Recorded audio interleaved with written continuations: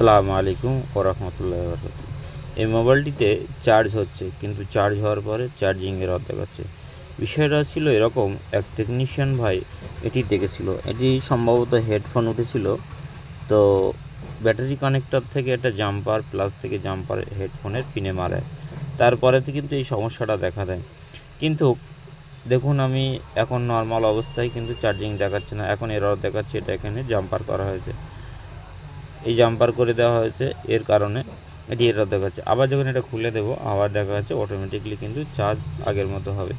অতএব এখানে যদি কোনো কারণে মাইক্রোফোনের শর্ট দেখায়, এই যে চার্জিং দেখুন এরা শর্ট হয়ে আছে, তো এটা খুলে দিলে আপাতত চার্জিং এরর চলে যাবে। কিন্তু একটা বিষয় জানতে হবে, মাইক্রোফোন যে হেডফোনের যদি চিহ্ন ওঠে, সেই ক্ষেত্রে এই হেডফোনের গড়ের এখানে কোনো কম্পোনেন্ট শর্ট থাকতে পারে, নাহলে ওখান থেকে